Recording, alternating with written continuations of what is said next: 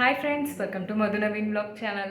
இன்றைக்கி நம்ம இந்த வீடியோவில் என்ன பார்க்க போகிறோம் அப்படின்னு பார்த்தீங்கன்னா ரொம்பவே யூஸ்ஃபுல்லான ஒரு கிச்சன் டிப்ஸ் தான் நான் உங்கள் கூட ஷேர் பண்ணிக்க போகிறேன்.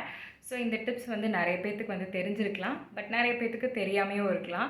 தெரியாமல் இருக்கவங்களுக்கு இந்த வீடியோ ரொம்பவே யூஸ்ஃபுல்லாக இருக்கும். ஸோ அதனால் வீடியோ ஸ்கிப் பண்ணாமல் பாருங்கள்.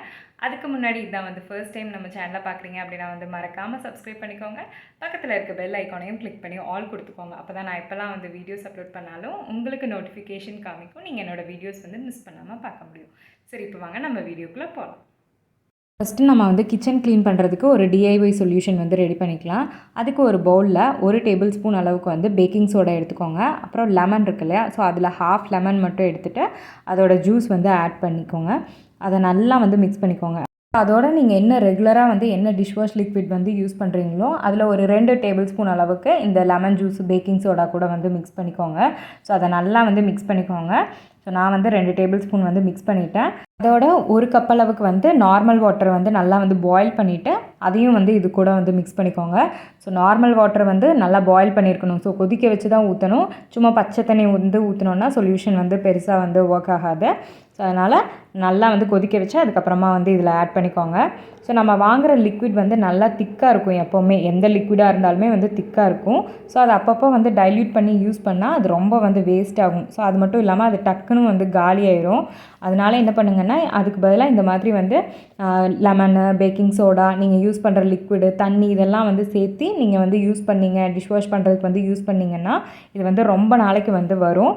இப்போ பாருங்கள், நான் நம்ம ரெடி பண்ணி வச்சுருக்கேன் அந்த சொல்யூஷன் தான் எடுத்திருக்கேன். ஸோ இது நான் ஃபஸ்ட் டைம் யூஸ் பண்ணுறதுலேயே பார்த்திங்கன்னா ஒரு 7 to 8 டிஷ்ஷஸ்லாம் நம்ம தாராளமாக வாஷ் பண்ண முடியும்.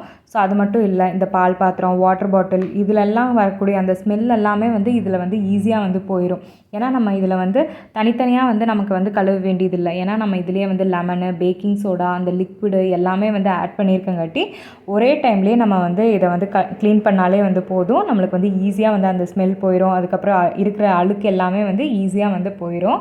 ஸோ பார்த்திங்கன்னா பால் பாத்திரம் எல்லாமே ஈஸியாக நம்ம ரொம்பலாம் தேய்க்க வேண்டியதில்லை. அதோட ஸ்மெல் எல்லாமே நம்ம லைட்டாக தேய்ச்சாலே அந்த பேக்கிங் சோடா, லெமன் ஜூஸ் எல்லாம் இருக்கங்காட்டி ஈஸியாக போயிடும்.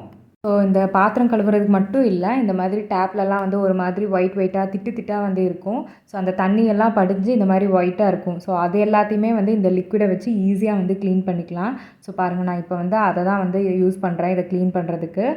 ஸோ நல்லாவே நுர வருது அண்ட் க்ளீன் பண்ணுறதுக்கும் ஈஸியாக இருக்குது. ஸோ இது ட்ரை பண்ணி பார்க்கலாம் நீங்கள் எல்லாத்துக்குமே. அதாவது நீங்கள் டேப்புக்காக இருக்கட்டும், இல்லை பாத்திரம் கழுவுறதுக்காக இருக்கட்டும், எல்லாத்துக்குமே நீங்கள் இந்த லிக்விட் யூஸ் பண்ணி பார்க்கலாம். அப்புறம் சிங்க்கு க்ளீன் பண்ணுறதுக்கு நான் இந்த லிக்விட் தான் ரெகுலராக யூஸ் பண்ணுறேன். ஸோ உங்கள் வீட்டில் இந்த மாதிரி ஸ்டெயின்லெஸ் ஸ்டீல் சிங்க் இருந்துச்சு அப்படின்னா நீங்கள் ஸ்டீல் ஸ்க்ரப்பர் வச்சு எப்போவுமே அந்த சிங்க்கை க்ளீன் பண்ணாதீங்க. இந்த மாதிரி ஸ்பாஞ்சை யூஸ் பண்ணி நீங்கள் அதை க்ளீன் பண்ணிக்கலாம் அந்த சிங்க்கை. ஸோ அதுலேயுமே பார்த்திங்கன்னா ஒவ்வொரு ஸ்பாஞ்சில் ரஃப்பாக ஒரு ஏரியா இருக்கும், அதுக்கப்புறம் சாஃப்டாக ஒரு ஏரியா இருக்கும். இந்த ரஃப்பாக இருக்கிற ஏரியாவில் க்ளீன் பண்ணிங்கன்னா ஈஸியாக க்ளீன் பண்ணிக்கலாம். ஸோ இந்த மாதிரி ரெகுலராக சிங்க்கை ஸ்டீல் ஸ்க்ரப்பரில் யூஸ் பண்ணி க்ளீன் பண்ணிட்டு இருந்தீங்க அப்படின்னா அது கொஞ்ச நாள்லேயே ரொம்ப பழசான மாதிரி லுக் ஆயிரும். ஸோ அப்படி இல்லைனா சிங்க் வாஷ் பண்ணுறதுக்கு இந்த மாதிரி ப்ரஷஸ் கூட நீங்கள் இருக்குது. ஸோ அது கூட வாங்கி நீங்கள் யூஸ் பண்ணலாம். ஆனால் ஸ்டெயின்லெஸ் ஸ்டீல் ஸ்க்ரப்பர் மட்டும் வச்சு ரொம்ப தேய்ச்சி அழுத்தினீங்க அப்படின்னா அதில் எல்லாத்துலேயுமே ஸ்க்ராட்ச் மார்க்ஸ் எல்லாமே வந்துடும். ஸோ ரொம்ப சொரப்பாக இருக்கிற மாதிரி எல்லாம் இருக்கும். சிங்க் அதோட ஷைனிங்கே போயிடும். ஸோ ரொம்ப பழசான மாதிரி ஆயிரும். ஸோ இந்த லிக்விடை வச்சு நீங்கள் டேப்பு, சிங்க்கு, அப்புறம் கேஸ் ஸ்டவ் எல்லாமே ஈஸியாக நீங்கள் க்ளீன் பண்ணிக்கலாம்.